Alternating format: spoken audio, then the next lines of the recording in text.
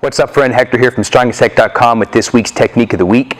Today we're going to be focusing on how to improve your kettlebell snatch, either single arm or double arm snatch, really doesn't matter. We're going to be talking about the grip, and you'll hear me talk about this a lot in many of my videos, many of my technique videos when it comes to swings, cleans, presses, get-ups, that kind of thing is grip. Grip is very important, just like in jiu-jitsu.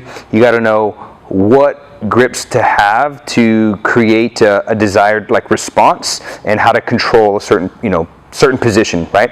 Same thing with our strength training with kettlebells is we need to know which grip to use at the right time to be more efficient, to be stronger, and just to get the most out of the exercise, okay? So I've talked about in like swinging, cleaning, snatching, pressing, you've got pretty much two types of grips. You've got a grip for grinds, for strict presses, and then you have a grip for more of your ballistic exercises.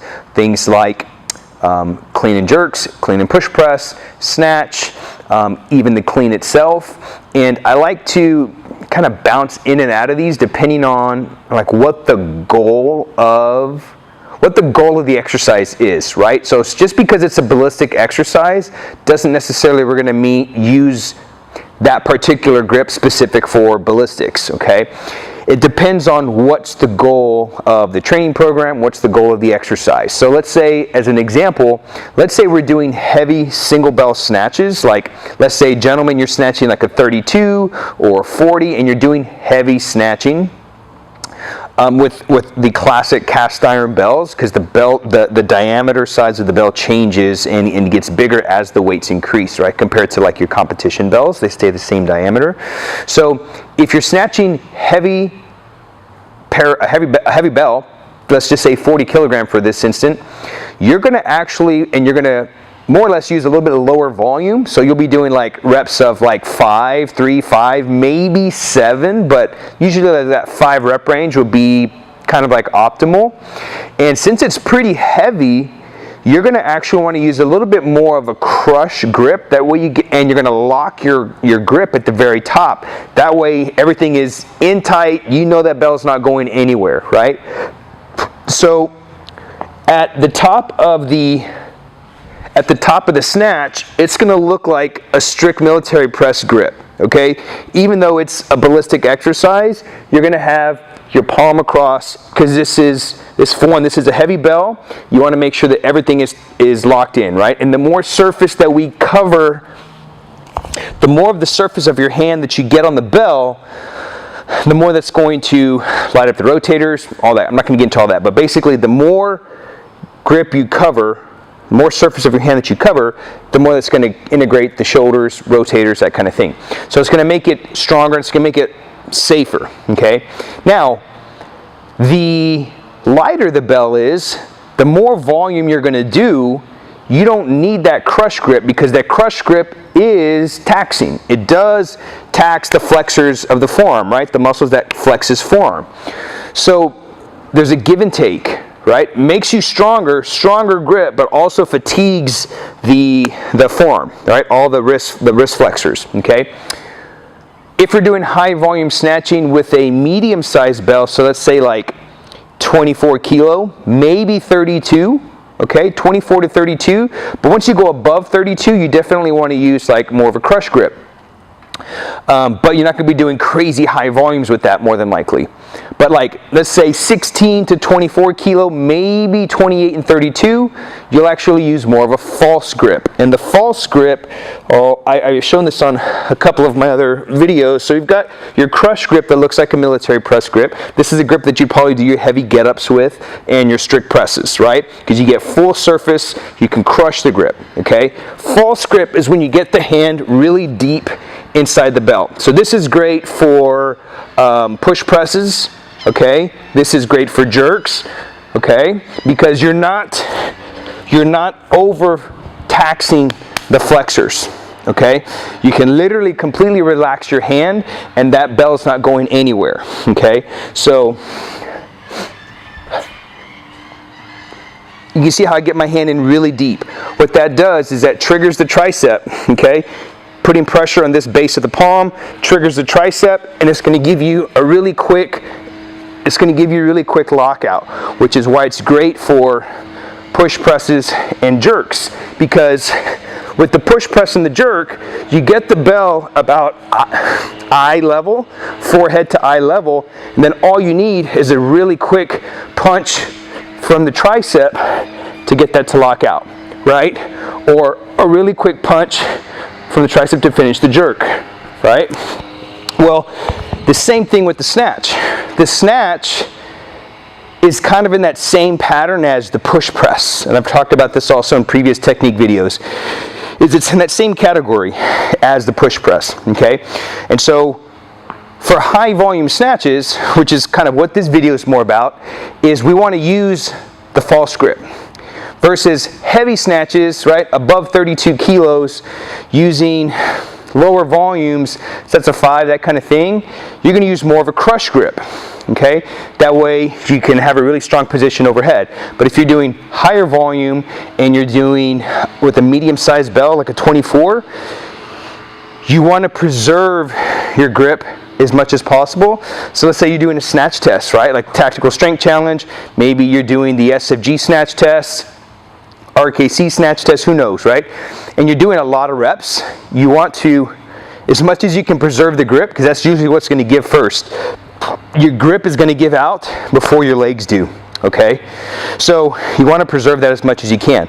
So without further ado, I'm going to show you what that'll look like at the top of the lockout, and I'm going to show you how to do that kind of like doing the clean, so you can see that transition, because the goal here is to be able to switch in and out from, see if I can do this, the goal is to be able to switch from the crush grip, okay, see my hands right in the crush grip position, great for presses, but if we're going to go into a push press, jerk, or snatch, we want to be able to relax our hand and quickly push our hand into the handle.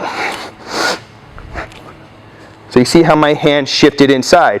Now my hand is really deep up here on the high side of part of the bell, and it's triggering on the base of my palm, okay? And then switching back to the crush grip, you can see, you can kind of, that's the skill set, is getting the hand into the bell, and you just see how I punch my hand inside. Versus here, my hand stays crush grip, okay? So that's the little drill I want you to practice today, is as you clean, try to get that hand in deep. You want that bell to sit right across your palm, okay? You'll see GS athletes use this grip because they do 10 minutes of snatching without putting the bell down. They'll do 5 minutes on one, switch at the 5-minute mark, and do 5 minutes on the other side. That takes some crazy grip endurance, grip strength endurance, and you can't be constantly over gripping the bell because it'll just fry your forearms, okay? So this is a little technique that you can add to your snatching to preserve your grip, especially if you're going to be doing higher volumes of snatches. Like if you're going to be doing prolonged sets, like 30-second sets, which is like maybe 15 reps, to 36-second reps, 36-second sets, which would be about 18 reps, 18 to 20, depending on how fast you go. You're going to want to preserve that grip, okay? So let me see if I can make this look good on camera and show you what a few snatches would look like with the false grip. So I'll do 5 on my right, 5 on my left, and then you get to try it, okay? So everything stays the same. Setup. Oh, one other thing, that way you can almost hit this position every time, is if I'm going to go to that false grip, I'll preset my hand on that top side of the bell already. That way when I clean, it slides in there. So that's the little trick. That's the secret, okay? If I put my hand right in the middle, more than likely that bell will stay in the position for the crush grip. But here's the skill. The skill is, even if I grip in the middle, I should be able to transition to the top during the clean or the snatch. Even if I grip way here at the bottom, I should be able to transition to the crush grip. Even if I grip at the bottom, I should be able to transition to the false grip, okay? So in the beginning, start preset here already. That way when you clean, you can already go to that position. When you're pressing, preset in the middle. That way you're in the crush grip position. As you get comfortable with that, then you can practice the skill of being able to move your hand in and out of the bell no matter what position you're in. So I'll give you an example. I'm going to start on this far side, which is not ideal for that false grip position. But even though I preset here on this far side, I'm going to transition to the other side. See? I just moved my hand up. Okay? Just because I start on the far side doesn't mean I can't switch in the middle for the crush grip. Okay? So I'll do a few with this hand. Okay? So far side. Get my hand in deep. Okay? Do it again. And the trick is opening your hand and putting your hand inside the bell.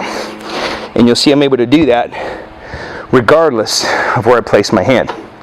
So now I'm going to do a few snatches right, a few snatches left, and we're going to see if I can hit that false grip every time. That's the goal. That's the skill. Can you hit the false grip every time when you hit the lockout? And that's just a matter of practicing inserting your hand and getting your hand inside the bell. All right, so let's do it.